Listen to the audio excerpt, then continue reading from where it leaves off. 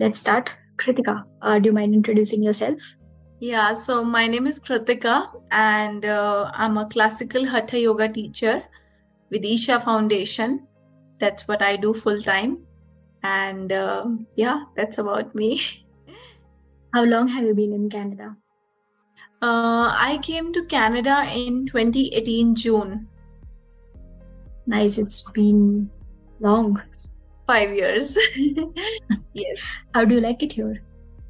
Um, yeah, I like the country, I like the people, everything is good, but then at the same time, yeah, things are challenging at times. It's not, all good.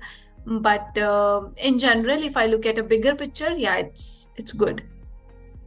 Nice.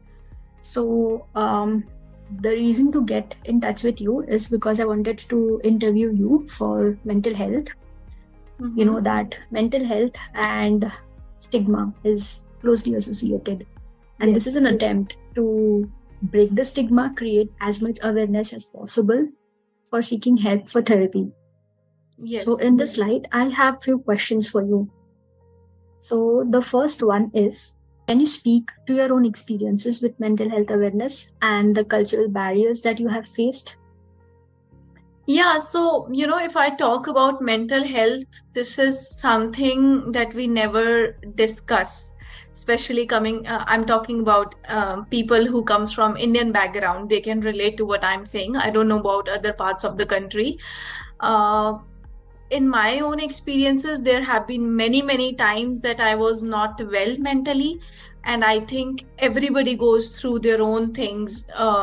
There's not even a single person that I know that that was always at his or her best mentally. There are time, life happens and everybody has highs and lows, but I think especially with our culture with Indian background, we are not supposed to speak about it, and it's a taboo. Mental health is not something that people talk about that openly. And I really appreciate what you are doing, when you told me what's your aim and you are trying to bring awareness. I really think it's a very good cause that you're working for. Yeah. Thank you, much appreciated.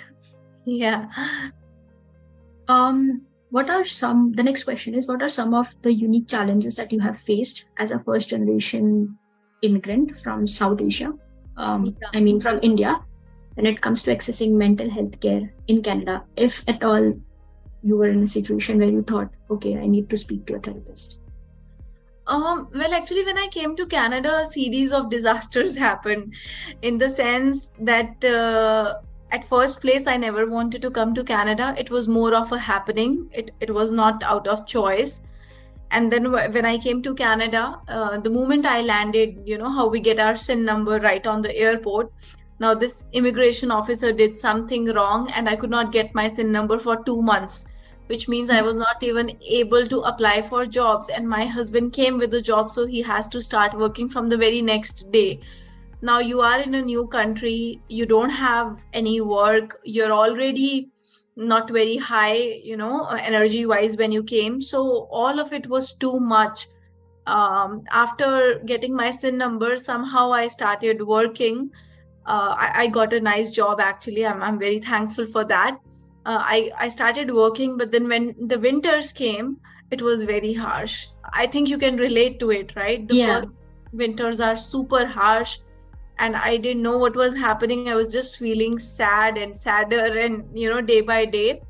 And then, yeah, the it came to a point that I thought that, okay, it's not normal. It's um, uh, I'm feeling really low, which is unusual. Then I talked to one of my colleague, luckily, and he has done some basic something to do with the you know he was not a psychologist or something, but he had some basic knowledge. And then he told me that, okay, it's very normal what is happening to you. This is something called sad. There is a disease, disorder, something like that.